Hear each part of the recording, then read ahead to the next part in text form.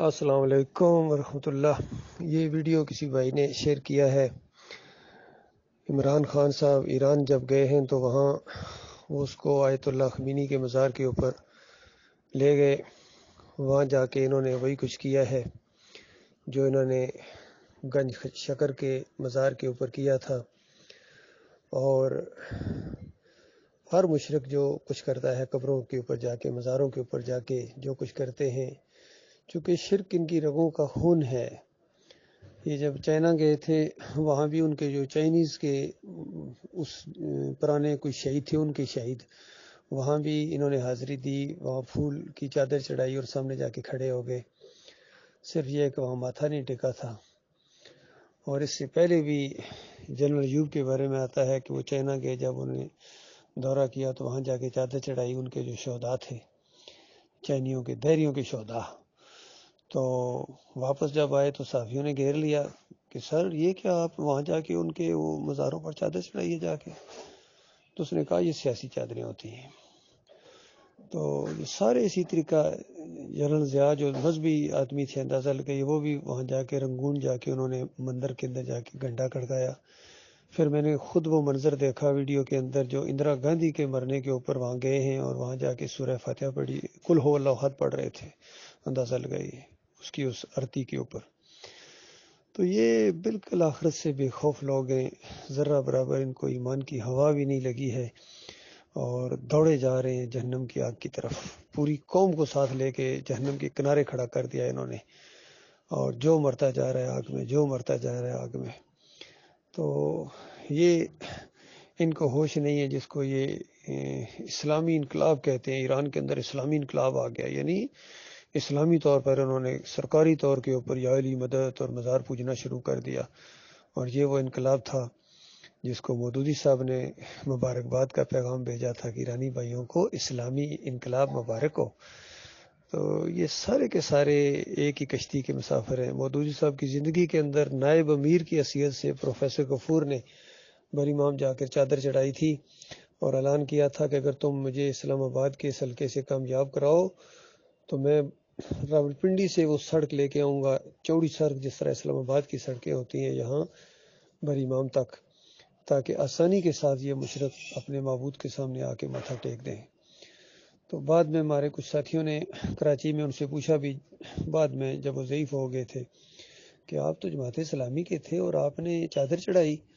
تو انہوں نے کہا ہاں میں بریلوی مسلک سے تعلق رکھتا ہوں اور ہمارے مسلک کے اندر یہ بالکل جائز ہے۔ تو منشور بھی جماعت اسلامی والوں کا یہ آیا تھا کہ ہماری جماعت کے اندر ہر مسلک کا آدمی نہ صرف یہ کہ اس کا رکن بن سکتا ہے بلکہ اپنے فرقے اور مسلک کی تبلیغ بھی کر سکتا ہے۔ تو غور کیجئے، یہ ہے وہ جماعت اسلامی جو اسلام لے آئیں گے، جس کی آج کل جو ہے ان کے امیر جو ہیں وہ بھی کرتے ہیں کہ ہم اسلام میں موقع دو، ہمیں بھیک مانگتے ہیں کہ ہم جب اقتدار میں آئیں گے تو اسلام نافذ کر دیں گے۔ کوئی نظام مصطفیٰ کے جال لے کے آتا ہے، اس مشرک قوم کو شرک کی رشوت دیتے ہیں۔ کوئی مدینہ ریاست کا سبز خواب دکھاتا ہے، ان کو مدینہ ریاست بنا دیں گے، اندازہ لگائیے۔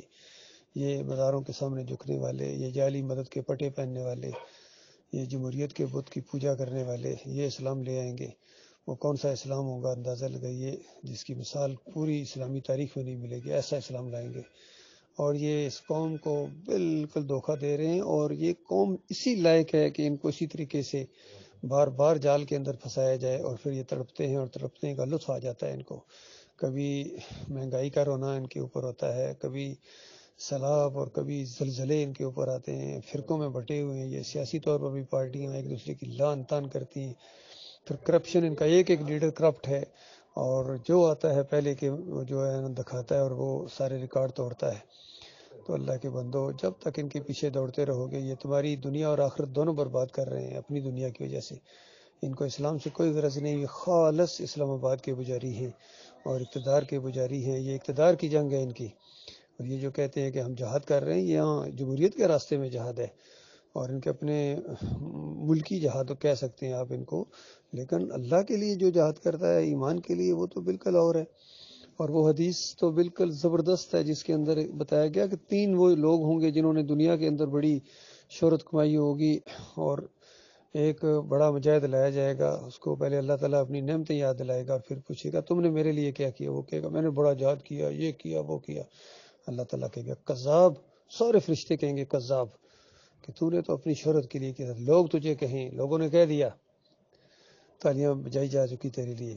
دوسرا عالم دین ہوگا، اس سے پوچھا جائے گا، اللہ اپنی نعمتیں یاد دلائے گا، پھر تو نے میرے لیے کیا کیا؟ کہے گا یا اللہ ہم نے اتنا یہ علم سیکھا سکھایا، یہ کیا وہ کیا۔ اللہ تعالیٰ کہے گا کذاب، سارے فرشتے کہیں گے کذاب، یہ سب کچھ تو نے اس لیے کیا تھا کہ تجھے علامہ صاحب کہیں، تجھے مفتی صاحب اور قاری صاحب، لوگوں نے کہہ دیا، تمہیں اپنا ریوارڈ مل گیا، میرے سے کیا چاہتے ہو؟ اور پھر ایک بہت بڑا سخی، دولت خرچ کرنے والا، بوریوں کے منہ کھول دینے والا، اللہ تعالیٰ اپنی نعمتیں اس کو یاد دلائے گا اور پوچھے گا تم نے میرے لیے کیا کیا؟ وہ کہے گا یا اللہ تیرے لیے بہت میں نے مال خرچ کیا، ادھر ادھر دائیں بائیں آگے پیچھے۔ اللہ تعالیٰ کہے گا کذاب، سارے فرشتے کہیں گے کذاب، یعنی جھوٹے، یہ سب کچھ تو نے اس لیے کیا تھا کہ لوگ تجھے سخی کہیں، داتا کہیں، یہ کہیں وہ کہیں، لوگوں نے تمہیں کہہ دیا، میرے سے کیا چاہتا ہے؟ اس وقت ابو ہریرہ رضی اللہ عنہ کی ران کے اوپر ہاتھ مار کر نبی علیہ السلام نے کہا کہ ان سے جہنم کا افتتاح کیا جائے گا۔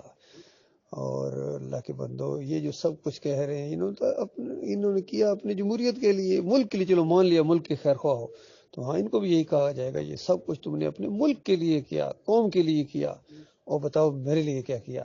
اور جو کچھ ملک کے لیے کیا تمہیں لوگوں نے خطاب دیے تھے، قائد ملت کے، قائد اعظم کے، اور بڑے بڑے تمہیں مل چکے تھے لیڈر، سب کچھ تمہارے نام کے روڈوں کے نام رکھے جاتے تھے، وہ سب کچھ ہو چکا، تمہیں مل گیا، میرے سے کیا چاہتے ہو؟ تو اس طرح سے سارے لوگوں کو جہنم کی آگ کے اندر پھینک دیا جائے گا۔ اللہ تعالیٰ اس خوفناک انجام سے اپنی پناہ میں رکھے۔